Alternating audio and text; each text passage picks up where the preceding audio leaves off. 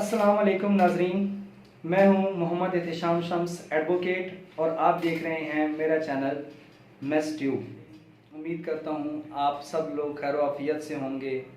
ज़िंदगी के अच्छे अच्छे कामों में मसरूफ़ होंगे। जनाब, आज का हमारा टॉपिक है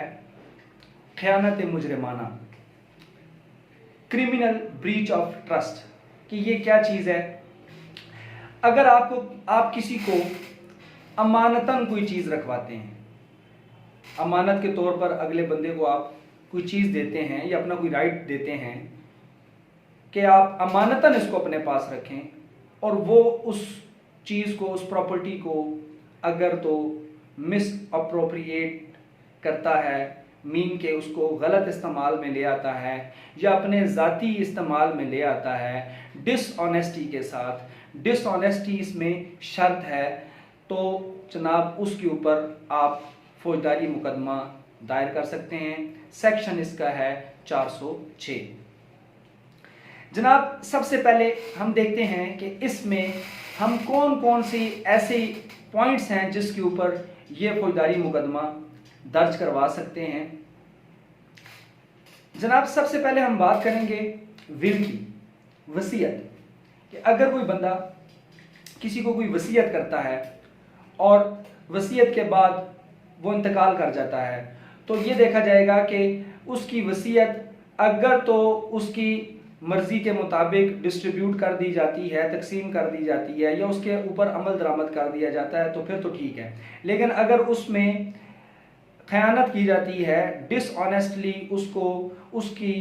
विल के मुताबिक अगर डिस्ट्रीब्यूट नहीं किया जाता, उसके ऊपर अमल दरामद नहीं किया जाता, तो वो बंदा ख़यानत मुजरिमाना का इर्तिकाब करेगा, जिसको कहेंगे क्रिमिनल ब्रीच ऑफ ट्रस्ट। तो उसके ऊपर 406 के तहत फौजदारी मुकदमा दर्ज कराया जा सकता है। तो जनाब, अब हम बात करेंगे वेयर हाउस की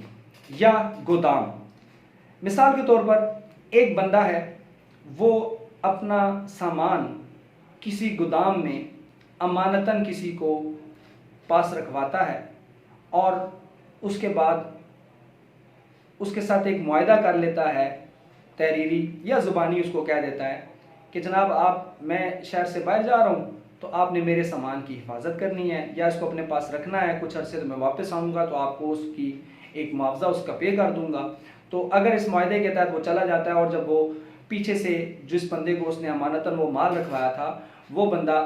उसका इस्तेमाल कर लेता है माल, या उसको बेच देता है या अपना ज़ाती इस्तेमाल में ले आता है या उसको बेच देता है, तो उस सूरत में ये क्रिमिनल ब्रीच ऑफ ट्रस्ट कहलाएगा और इसके ऊपर ख़यानत मुजरिमाना की कार्रवाई अमल में लाई जाएगी। इसके बाद हम बात करेंगे कि अगर एक बंदा किसी दूसरे आदमी को कोई अमाउंट देता है, कोई पैसे देता है और कहता है कि मेरे बिहाफ पे तुम इन पैसों को किसी कंपनी के शेयर्स में या किसी भी बिजनेस में, किसी कारोबार में जिसका वो नाम लेगा, वो कंपनी को डिफाइन करेगा या उस बिजनेस को उस अपने कॉन्ट्रैक्ट के अंदर डिफाइन करेगा, तो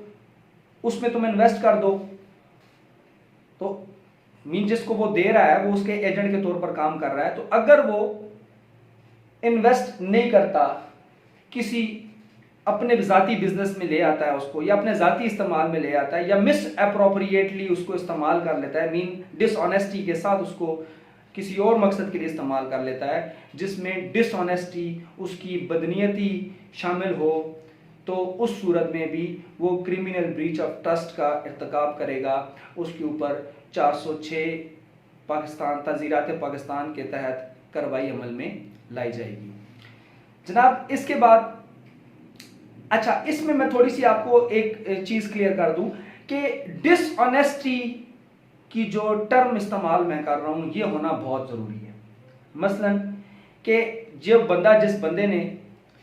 दूसरे बंदे को पैसे दिए कि यार तुम ये मेरे किसी फलां कंपनी में तुम इन्वेस्ट कर दो, तो वो बंदा उस कंपनी में इन्वेस्ट नहीं करता, बल्कि इन गुड फेथ वो अपनी जगह ये समझता है कि यहाँ पर मुझे कम इस बंदे को मुनाफा हो सकता है, तो वो उसके देने वाले, पैसे देने वाले के जो अमानतन रखवा रहा है, उसके गुड फेथ में, उसके भले के लिए अपनी तरफ से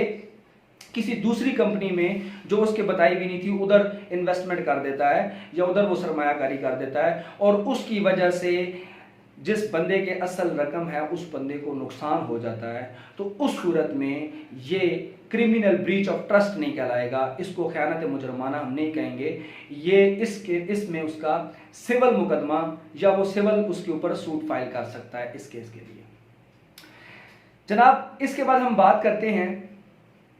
रेवेन्यू ऑफिसर की। एक सरकारी ऑफिसर है,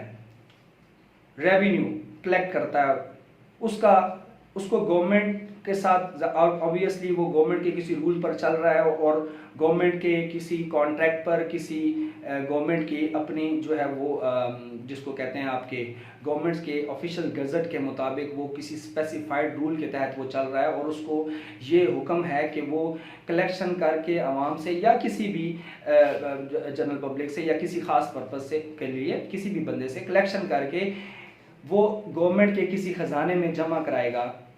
स्पेसिफाइड होगी वो ट्रेजरी गवर्नमेंट की। तो उस सूरत में अगर वो पैसों का गलत इस्तेमाल करता है, वो उस पे जमा नहीं करवाता गवर्नमेंट के उस खजाने में, तो उस सूरत में भी इस सरकारी अफसर के खिलाफ जो है वो खयानत मुजरमाना के तहत मुकदमा दर्ज कराया जा सकता है 406 के तहत। जनाब, अब हम बात करेंगे कैरियर बाय लैंड और बाय वाटर, मीन के जो ट्रांसपोर्टेशन कंपनीज होती हैं या ये जो ट्रांसपोर्टर्स होते हैं किसी बंदे का, ये कंटेनर्स वगैरह हो गए, ये वेसल्स होती हैं। वेसल्स मीन ये जो आप ये दरिया पे जो कश्तियाँ वगैरह या लॉन्चेस वगैरह या बहरी जहाज समंदर में जो चलते हैं, इस तरह के जो भी ट्रांसपोर्ट पानी में इस्तेमाल होती है वो, या बाय रोड कोई भी ट्रांसपोर्ट इस्तेमाल होती है, तो उस सूरत में अगर आपने किसी बंदे को यहाँ से कोई कंटेनर लोड करवा कर किसी दूसरे शहर में भेजा है और वो आपका माल उस कॉन्ट्रैक्ट में मौजूद है कि ये आपका माल है, या वो कॉन्ट्रैक्ट रिटन फॉर्म में है या एक्सप्रेसली आई मीन ज़ुबानी कलामी है, तो उस सूरत में भी, और अगर वो बंदा आपका माल रास्ते में बेच देता है, खुद ले जाता है, खुद खा लेता है, जो आपने यहाँ से माल भेजा था किसी दूसरी जगह पर, और जो कैरियर आपको ट्रांसपोर्टेशन बंदा प्रोवाइड कर रहा था वो आपका माल लेकर गायब हो जाता है, तो उस सूरत में भी आप 406 के तहत मुकदमा दर्ज करा सकते हैं। तो नाजरीन, इस सारे कहानी के अंदर डिसऑनेस्टली होना बहुत ज़रूरी है, मीन कि उसकी बदनीयती या बेईमानी का शामिल होना, उसकी नीयत में शामिल होना ज़रूरी है। और एक और चीज़ कि इसमें अमानतन चीज़ रखवानी भी बहुत ज़रूरी है कि इस पूरी अगर आप देखें तो सेक्शन जो हमारा 405 है, 405 में इसका सारी कार्रवाई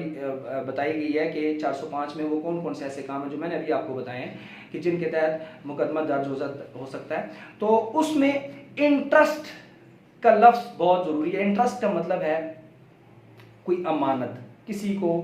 अमानतन कोई चीज़ रखवाना, इंटरेस्टेड, क्या आपने उसको इंटरेस्टेड करा दिया अपनी प्रॉपर्टी को, तो ये अमानत बन जाएगी। तो इसमें अगर कोई खयानत करता है, जो मैंने अभी आपको बातें बताई हैं, तो उस सूरत में 406 के तहत मुकदमा दर्ज होगा। 406 में इसकी सज़ा मौजूद है, मीन इसके 405 से लेकर वैसे 409 तक सेक्शन है, तो 405 जो मैंने आपको बताया है इसमें 406 को छोड़कर 7, 8, 9 जो मैंने आपको चीज़ें गिनाई हैं वही 9 तक ये सेक्शंस हैं, बाकायदा तरतीब से लिखे हुए हैं। सेक्शन नंबर 406 के अंदर इसकी सज़ा मौजूद है, और अगर कोई खयानत मुजरमाना का इर्तिकाब करता है या क्रिमिनल ब्रीच ऑफ ट्रस्ट का वो मुर्तकिब होता है, तो उस सूरत में दफ़ा 406 ताज़ीरात पाकिस्तान के तहत उसको 7 साल तक की सज़ा हो सकती है,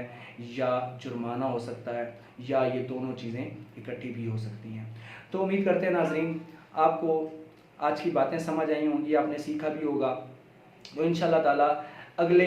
एक नए टॉपिक के साथ नेक्स्ट लेक्चर में हम दोबारा मिलेंगे। तब तक के लिए अल्लाह हाफिज़।